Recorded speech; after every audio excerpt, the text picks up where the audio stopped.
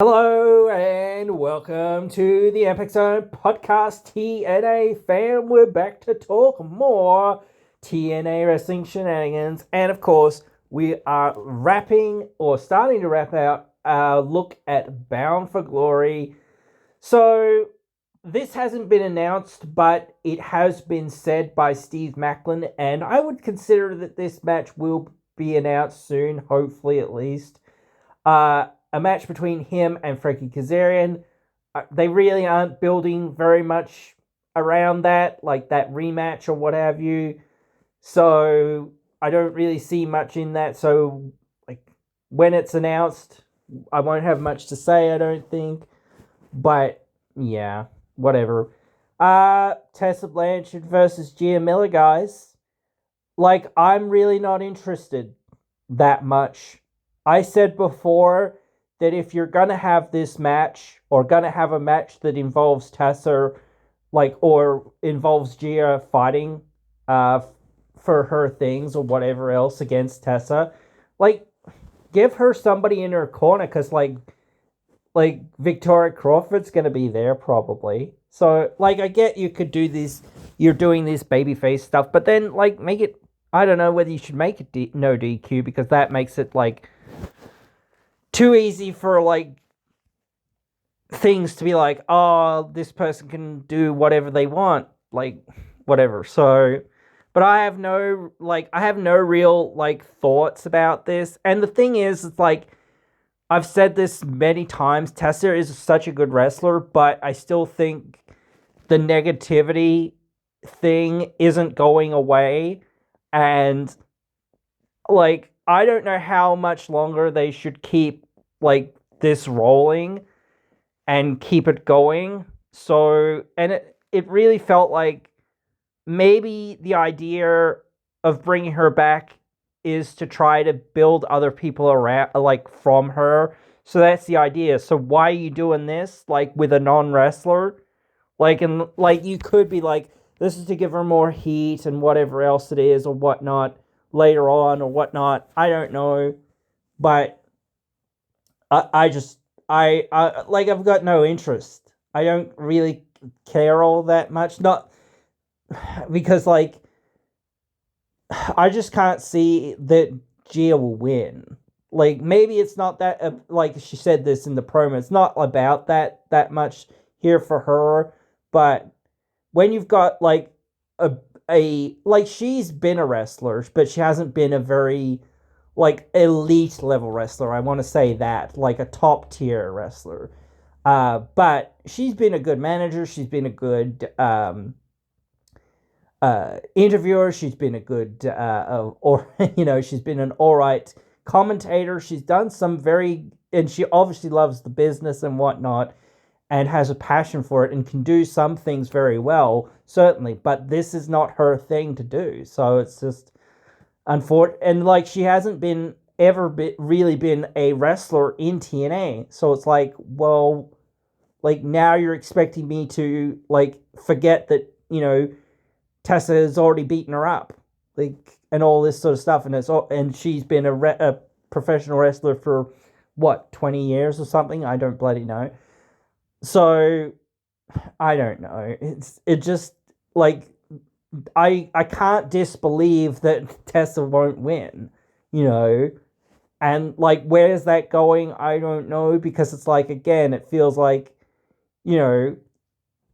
why keep doing this? Why she's such a great wrestler. I know that, I understand that, as I said, but it's you can't keep her there because of all that negativity. You have to let it go and say, okay, we've tried, whatever. It's time to move on, whatever. So, but that, I don't know whether this might, there might be a couple of pre-show matches or something. This might wind up on the well, it might not, but because they're having all the Hall of Fame stuff on the pre-show, so I don't know. But I do still think you need matches, or at least a match on the pre-show, because having two talking segments or too much talking segments, people do like that stuff. But again, people do turn out because this is meant to be a wrestling show. not just a Hall of Fame induction. So maybe, like I said, I've said this before, the Hall of Fame should be like a separate thing that you can watch if you want to tune into it, rather than part of just the pre-show or whatever, because then it's part of this show. It is still part of the show, but I think people should be allowed to tune into whatever they want, like wrestling or actual like storyline stuff. This is outside of storyline stuff, sort of thing. So I don't really think that it should be the same part of the same show where, you're having, quote unquote fake fights and fake stories going on, so, but yeah, whatever. Some changes. Oh, actually, there's one other match that we haven't really talked about. I want to talk about the one of the newer matches. Leon Slater versus Javon Evans. I've got no interest whatsoever. I think I said this on a post a few weeks ago when they announced this. I don't think we've even talked about this like in the week or so that it, like, since Victory Road, since it was announced. Like, I think I mentioned it, but like, it is good that they finally announced it, because it's like only 2 weeks away. But this is a 0 for me. Like, it'll be a good match, I'm sure, and there's just not that much story going in, really. I mean, they haven't done a lot of promo work or story work. And another thing that I find with the X division right now is that there's basically no one in that division. So what's Leon gonna do after Bound for Glory? He hasn't got anyone to face. So, and no one has a story. So it's like, cool, what's he gonna do after this? And like, I really like Leon, and I really like, I would like to like his title reign, but title reigns are only as good as the opponents that you have in them. And he's had a bunch of like really medium stories that haven't really clicked yet. I think a lot of the matches have been good, but I don't think that any of the story has been good. I think you should have committed to something, and like, yeah, even if you had like some mid-level wrestlers or whatever challenging him at first or whatever, that's fine. But then at Bound for Glory, you need a big challenger.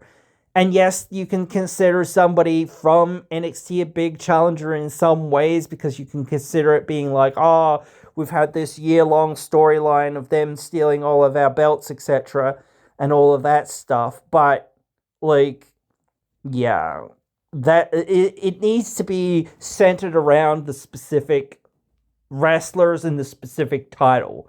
You can't just say, oh, here's this match, get hyped for that. Okay, great. But we need story. We need, like, yes, they're starting to do some stuff now where they're like, hey, they're gonna tag team together, and then, like, but that was on NXT. And then they're gonna, like, tag against each other in the, NXT versus TNA thing, but that's in NXT as well. It's like, all the stuff that's happening in story is kind of happening in NXT. And yes, of course, it's one of those things of saying, well, it helps them get more TV time, etc. But again, like, or for their story, but again, like, when it's not happening in TNA, it's like, well, where's that story? Like, you've really got to be crossing both brands to follow it. And that's why, again, it's really good when they do have the highlight packages sometimes of being like, this is what happened here, and this is what happened there, and, that sort of thing, because then you can actually see it for yourself without having to, switch all the channels and watch every single week or whatever else it is. But, yeah, I just, like, you could keep going with this silly, well, not silly, but this story that's played out of NXT people beating the TNA guys. But, like, no, please don't. I'm, like, for real. And as well, it's like, well, if Javon does win the title, then you've got the same bloody problem. Who does he go up against? Because there's no one in that division except for basically Leon, and that's it. That's what I mean. And no one has a story. So it's like, what are you doing? Like, yes, like the same thing applies to Leon, but at least like the title will be on one of our guys, and at least then you can say, okay, well, you know, at least he's our guy, you know, not just some guy in NXT that we're not going to see for a month or and a half or whatever it is. Or that maybe WWE is like, oh, well, we only really plan on like sending him your way if we're not using him, you know, type thing. So I wouldn't really like to see it. So the match now at Bound for Glory for the women's title is obviously Kalani Jordan versus Indy Hartwell. A lot has changed with this match in the last few weeks. Last few weeks or whatever, since Victory Road. So, but again, I would consider that I hate the hot potato wing situation, and I really want them to settle down with like somebody is the champion for a few months, and I really want them to tell a proper story for a few months. So I see Kalani holding on to this title, even though I don't really want to see any NXT people that aren't here every single week and aren't putting, you know, in TNA or aren't allowed to come to TNA every single week. Because sometimes that's the thing. Like, they might want to come and do the stuff or do the things, but they just can't do it because, like, WWE said, hey, no, we don't want you to do that. Or, no, you're coming to England with us, so you'll be 300 hours away, so therefore you can't, even if we said, oh yeah, you can, but you're in England or you're in Australia, so too bad. Good luck getting over there in like 30 minutes or whatever it is. You know, so I don't know whether that's intentional or not, but again, it really feels like really bad when you do this. And like I said, I'm really over the whole NXT guys in TNA because it's like they don't, like, most of them don't really stick around for very long, and you know, it's only when WWE's like, oh, we could spare them for a little while or whatever else it is, you know, type thing. Whereas like TNA is like, if you want our guys will be there, you know, rain, hail, or shine, you know, and you know, we're bringing to the best things that we can bring, obviously, because that's basically our whole roster. But yeah, it is what it is. And certainly, again, like the show next week, it's a bit of a letdown because it's just a regular episode of TV. Like I said this before with the NXT Showdown, it's like, it's just a regular show, not a pay-per-view or anything. Okay, great. You know, way to kill interest, you know, in that, you know, should have made it a pay-per-view or something. So, you know, like, and another way to leave money on the table, guys, you know, like you're too focused on the whole beating AEW in the ratings thing, as opposed to saying, hey, let's just make money. Like, we should be able to beat NXT anyway, and or whatever, even if we don't, who cares, because we're still making more money than them. So in that way we are beating them. So, and you shouldn't care that much, you know. But yeah, like, that is, like, until Macklin and Kazarian gets like properly announced, and like that won't get announced till probably maybe next week or whatever, which is the like 2 or 3 days before it. Like, I don't know whether it'll be a stipulation, but like it kind of needs to be. And I think since the Inspiration have won the Knockouts titles, we were assuming again that they'll have a match with the Elegance brand, and that might be another stipulation match or some sort. So there's still a couple of matches that could be on the card. Honestly, as again, like, that's why I'm looking at the Gia Miller and Tessa match as being one of the matches that I could consider cutting off the main show. The Call Your Shot, that'll probably be on the pre-show as well. But yeah, like, everything else kind of can feel like it belongs on that main show. Like, Tessa's going to bring it, absolutely, I get that. That is fine with me. But, like, honestly, again, no interest. But the same thing with the inspiration and well, at least with the inspiration in the elegance match. Like, why not just hold off on giving them the belts until Bound for Glory? It was only like a couple of more weeks, like do something else and then give them the match at Bound for Glory. Because again, like there's not many heel teams in TNA for them to go up against, and like certainly not very many teams either. So like, what are they going to do after Bound for Glory? And the payoff should have been at Bound for Glory, because that's the biggest night of the year. Unless you're going to have like a fatal 4-way tag match of some sort or something like that, which I don't see you doing in like a week of building that to in a week. So I don't really see that. So, but yeah, like some ways, like with Kazarian versus Macklin, even with a stipulation, like maybe like you might feel like, oh, should Kazarian win it at Bound for Glory? I don't know. Or like you should have maybe kept building it for a few more weeks. Like, I don't know. And it didn't make any sense that Kazarian had to change back from being a heel to being a babyface and back to being a heel. Like on different shows. It's like, wait, what?